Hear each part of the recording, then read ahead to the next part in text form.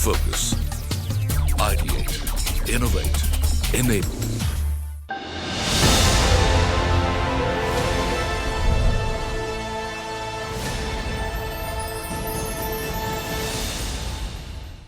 Hello and welcome to the Thought League, a show that presents to you the think tank with provocative ideas that not just sparks conversation but also aims at actionable insights. Today we focus on the aspect of wealth creation with governance, which remember adds like the right amount of salt in the entire process in an ecosystem with organic checks and balances.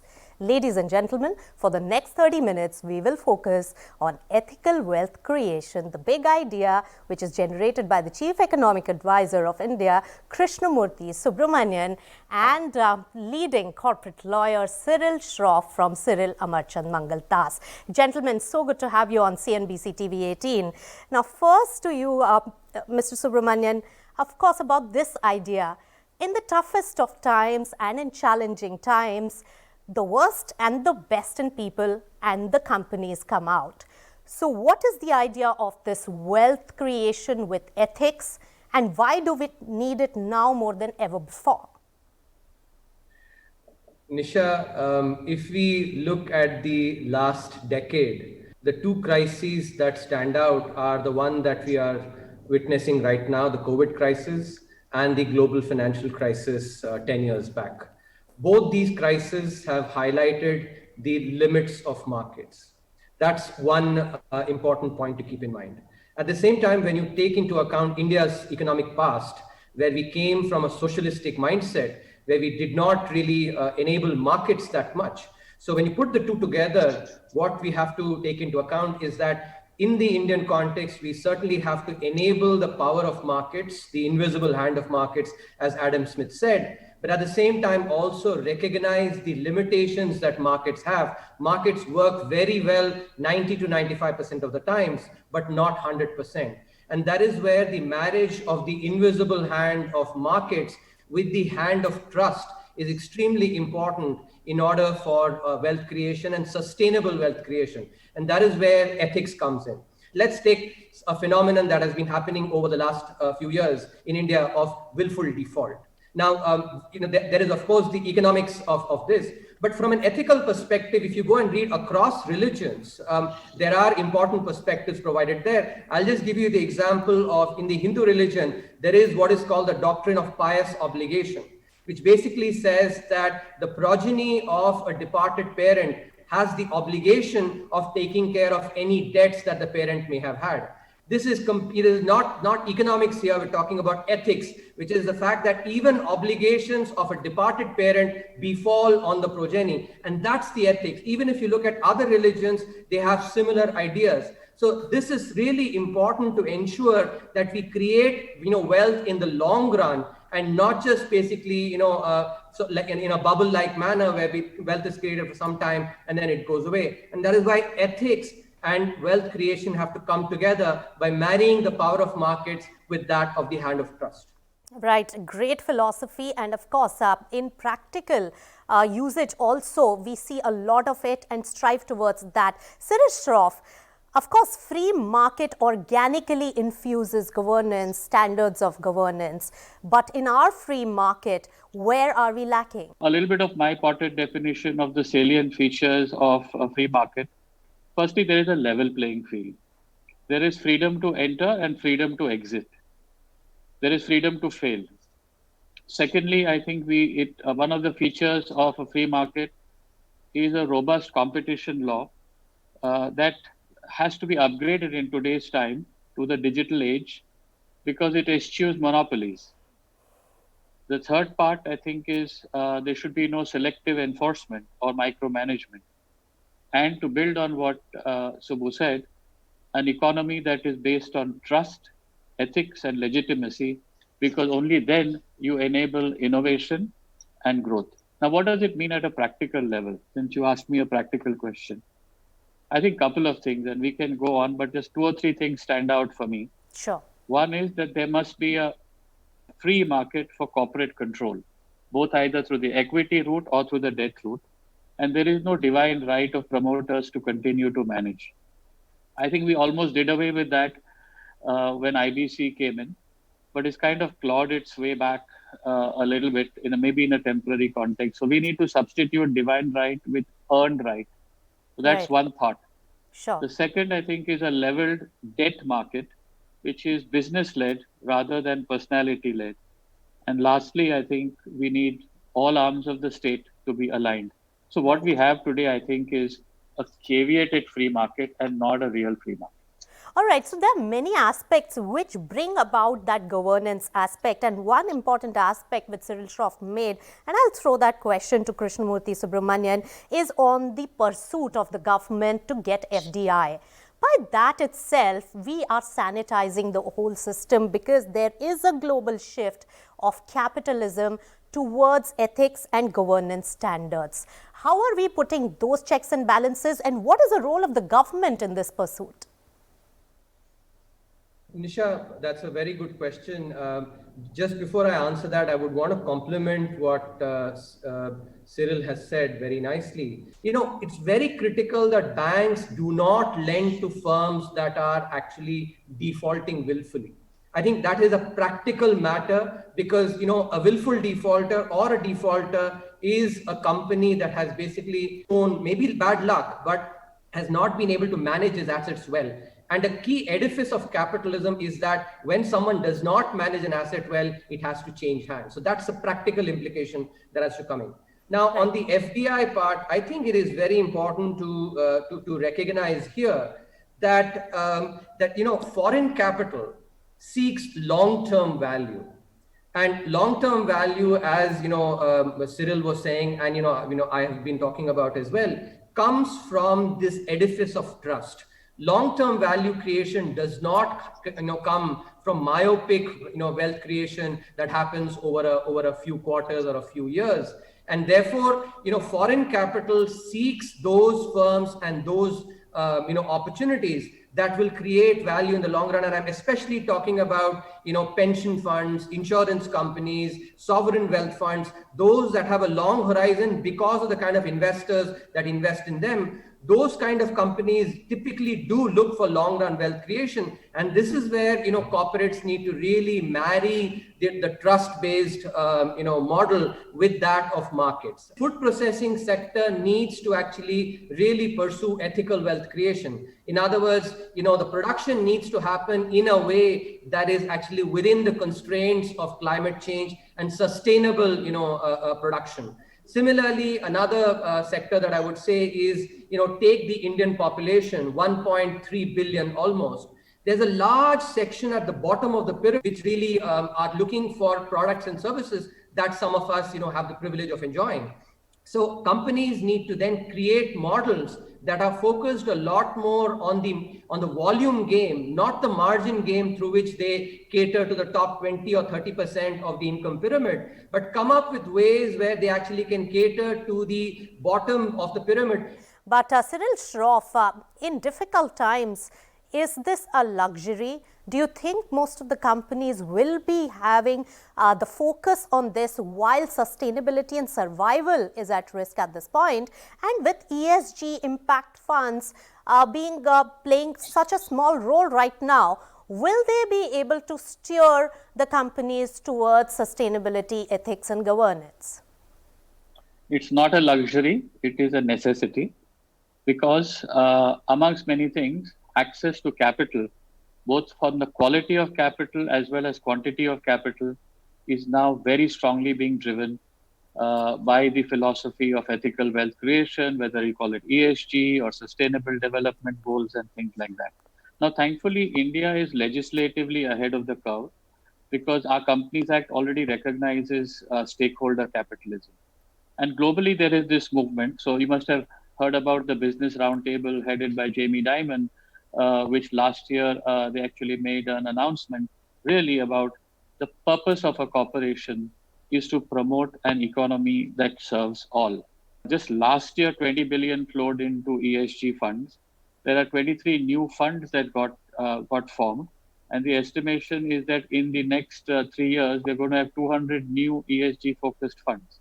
India is having its fair share as well. We have Avendus, Axis, Kotak, Quantum. There is a pile of funds that are which are ESG focused.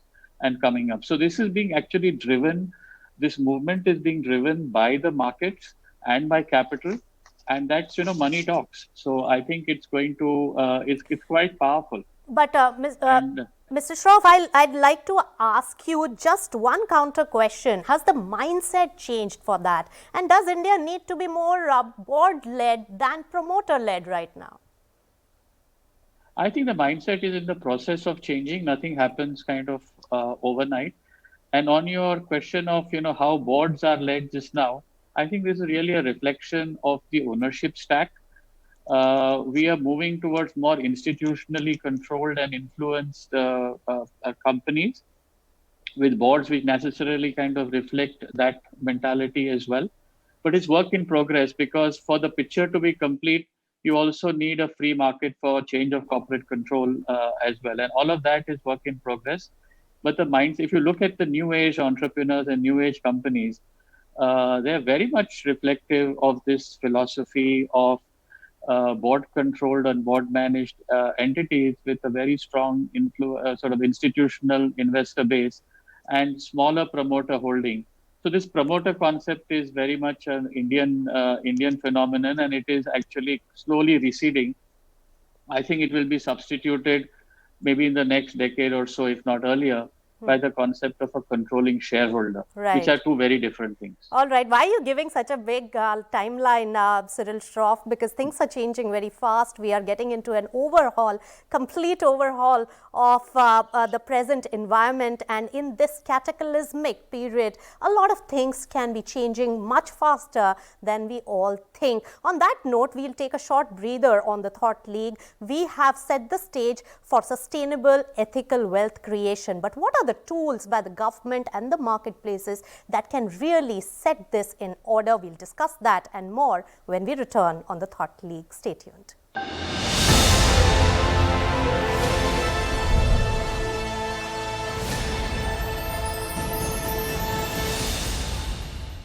Welcome back. You're watching the Thought League. We have with us Krishnamurthy Subramanian and Cyril Shroff right here discussing ethical wealth creation. We were discussing what needs to be done. Krishnamurthy Subramanian, of course, we have established that ethics and governance is not a luxury even in difficult times. It is a necessity for long-term sustainability. I want to deep dive also and also ask for your indulgence on what are the changes that are required. Say, for example, our takeover code. Do you think it's well evolved or we need to do more? Nisha, I would actually reiterate what Cyril said, very nicely, that ethics is not a luxury, it's a necessity. Only because the test of a value comes when you are faced with difficult times. Values cannot be a fair weather friend.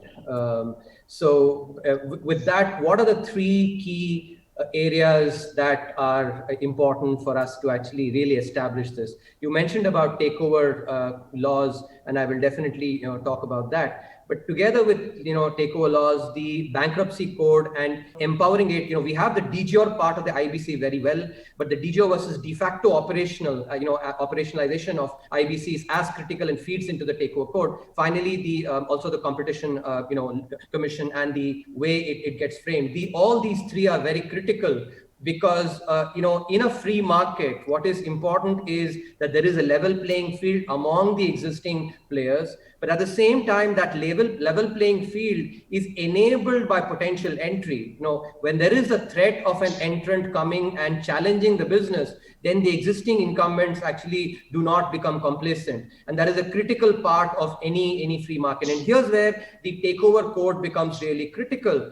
I think now in India, I think there's an important mindset change that has happened, which is that we all recognize that no promoter has the divine right to stay, in control. If he or she does not manage the company well, he better actually, exit and let somebody else more capable manage it. And the operationalization of that has to happen through a takeover law, because, when companies do poorly, the threat of a takeover actually, and the change in management that happens through takeovers is what is really critical, because that creates an important deterrent effect. that fearing or takeover, the incumbent management then really, concentrates on creating value for shareholders. But do you think that the IBC code has managed to address the issue of privatized profit but socialized losses, Mr. Krishnamurthy? I think, till the IBC was not enacted, we, in India had this problem of private profits and socialized losses. In other words, when the company does poorly, taxpayers have to step in, and therefore there's a socialization of the loss. When the company does well, and that could be just due to good luck as well, the profits are kept by the promoter, and that created significant moral hazard. The IBC has really enabled in basically, making a big change in that context. But then again, operationalizing it, strengthening it significantly is, I think, a very important element in enabling creative destruction. At the same time, also the banking sector needs to, capabilities there need to be built so that, those that are actually have been seen to not have managed their companies very well do not get, they have to move on, and loans are not provided. There are absolute, costs that are imposed on them, and therefore that, the deterrence is created. These are important elements of the idea of, profits being private and social and losses also being private being implemented. Banks also need to change their mindset from financing to, maybe personality or promoter-led guarantee-driven scheme. They need to go across to the business model-led financing as well. Absolutely. And I think we're on the verge of a new era of how ethical and sound lending will take place. I think what is happening now is that there is an excessive moratoriization of stress debts. If we say that one of the features of the free market is the freedom to fail and the freedom to fail quickly, I think it's important that we do not disturb that law of life and the circle of life. And at this moment, what we have done, I think, is we have suspended the circle of life. So this, of course, is based on the concept of the mercy of the state, because it is part of the duty of the state to dispense mercy. But mercy killing is also one part of that as well. So I think what we're actually doing is building a large pool of zombie companies. And I think we need to make sure that we don't allow that to become too big a problem. Because when you do that, I think you're going to endanger your banks and your lending community as well. So it's important that we stay true to the concept of free markets, which is the right to live and the right to die. Both are free. Conceptually, the Competition Commission of India has not really evolved. What are the learnings from antitrust commissions and other concepts that still need to be developed to give a level playing field and also to burst the bubble of monopoly? So, Nisha, just to add again what Cyril was very rightly saying, when we think about monopolies, the competition law needs to be recognizing that it's the process through which monopolies are created. That is what needs to actually be addressed. When you look at competition, that's an economic concept. It's not an accounting concept, which means that when the idea of, let's say, when a merger is evaluated, the basic question needs to be asked is, the counterfactual question. If this merger happens, what will be the impact on consumer surplus, producer surplus, and overall societal welfare vis-a-vis, let's say, if it doesn't happen? One of those two events will be a counterfactual, because if the merger goes through, that's all you'll get to observe. You will not get to observe the counterfactual where the merger doesn't happen. And this is where the antitrust, for instance, has a huge team of economists who do these counterfactual estimations, not accounting. And this is one key area where the Competition Commission needs to really invest in building capabilities so that these counterfactual scenarios are econometrically, statistically well modeled, and thereby, analytically sound decisions are made. So these are three critical aspects that are required: predatory pricing, clamping down, immediately, the concept of license itself creating a monopoly, and then, using economic concepts and careful econometrics to arrive at sound analytical decisions. Right. Cyril, Shroff, you have more to add on the Competition Commission bit? This is very unprecedented. And I think it's what's happening globally is there is a debate, a philosophical debate going on in terms of whether in an environment where there are a lot of failing companies, should the strong get stronger by acquiring the weaker, which can feed perhaps the monopoly argument, or should you let them die instead without financial oxygen? And nobody has yet found the answer. I think this is a conversation that the European Competition Commission is facing. I think we will need to face it and find our own solution. While we are heading towards a market of survival of the fittest, it is going to be an important challenge. But to Krishnamurthy Subramanian's point on license quarters, how are we going to shed the image and perception of a land of snake charmers and license quarters? That's going to be a big challenge for us. But also, can you draw parallels between how the US grew and at what stage is India, and what are the learnings for us that we can imbibe? So, Nisha, if you look at the United States in the 1930s and the 1940s, the business landscape was dominated by the Rockefellers, the Carnegies, the Vanderbilts, many of whom now we remember through the universities they created. But today, when you look at the United States, it's a corporate landscape that is, devoid of promoters. It's primarily run through institutional, investors. And the corporate governance problem they face is just one of managers versus shareholders. The other dimension, which is promoters or majority shareholders versus minority shareholders, is a problem that they've actually, overcome already. And that has happened because of the vibrancy of financial markets and overall the financial system, because it is the financial system that provides the necessary capital to entrants to go and challenge incumbents. Just to give an example, Google, was just a upstart, 20-25 years back, but today has upstaged Microsoft. And that's the kind of creative destruction that happens when you have venture capital, supporting these ideas. So a very vibrant financial system is extremely critical, and that is what has enabled the United States to actually move from what it was in the 1930s to what it is today. So India, therefore, really needs to be investing in making its financial system, especially its banking system, extremely robust. That's right. So robustness of the entire system, and both of you really reflected on the various tools which will help us in doing so as well. Krishnamurthy Subramanian, the Chief Economic Advisor, and Cyril Shroff from Cyril Amarchand Mangaldas, thank you so much for joining us and reflecting on the idea of ethical wealth creation. So clearly, it's the confluence of various factors that really come together in creating the conducive environment for ethical wealth creation. A natural process and clear signal of a mature economy is built ultimately on trust between all participants. With that, it's a wrap on this edition of the Thought League. Thanks so much for tuning in.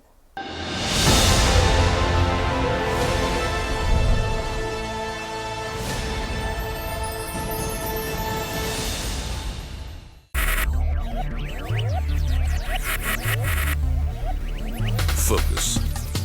Ideate. Innovate. Enable.